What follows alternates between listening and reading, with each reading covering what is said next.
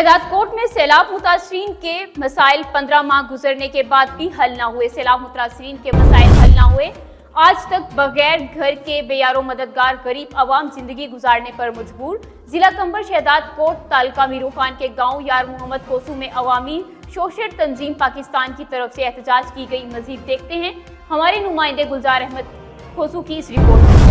के मिले वो जेके मनपसंद माण्हू ने उन्हनि खे मिलिया आहिनि, बाक़ी जेके ग़रीब आहिनि उहे हिन महिल ताईं उअं ई वेठा आहिनि पट ते, तंबुनि जे सहारे अलाए सहारे वेठा आहिनि।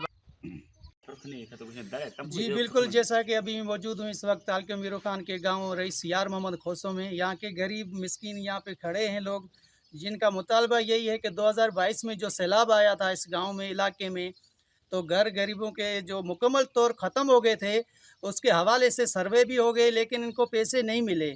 यहाँ के लोग मौजूद हैं, बावजूद 3-4 चक्कर आया, सर्वे करे विया। ॿुधो, हिन महिल ताईं ग़रीबनि खे को बि न मिलियो आहे। हिन महिल ताईं उहो बि टेंटनि में वेठा आहिनि। असां इहो सिंध हुकूमत खां, निगरान हुकूमत खां इहो अपील था कयूं त ग़रीबनि आख़िर ॾोह तव्हांजो कहिड़ो कयो। वोट वठण महिल त गाॾियूं भरे था अचो, पोइ हाणे बि हिननि जो सार संभाल रहंदो। अलाह खां सवाइ जो सार संभाल केरु रहंदो? तव्हां ॿियनि खे मिलिया आहिनि, उहे जेके मनपसंद माण्हू ने उन्हनि खे मिलिया आहिनि, बाक़ी जेके ग़रीब आहिनि उहे हिन महिल ताईं उअं ई वेठा आहिनि पट ते, तंबुनि जे सहारे अलाए सहारे वेठा आहिनि। का भी हक़ न मिलो आहे। गरीब उते रोडनि ते तंबुनि जे हेठां गुज़ारनि था पिया।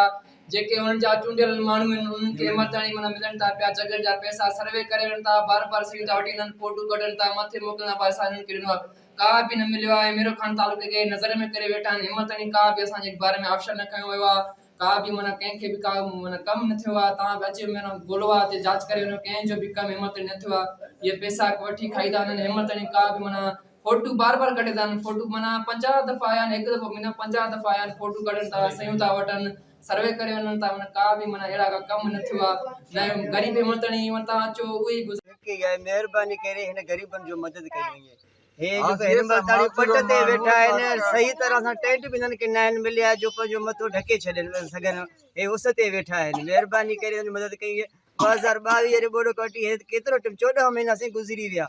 हे ग़रीब माण्हू रोज़गार मज़ूरी करे पंहिंजो पेट पालनि या घर ठाराइनि।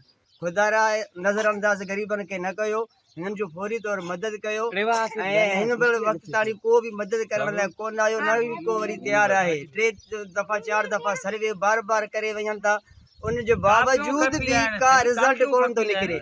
महिरबानी करे असांजो हिकु ई मुतालबो आहे, हिन ग़रीब मिस्किननि खे असांखे महिरबानी करे घरां ठाराए ॾियो।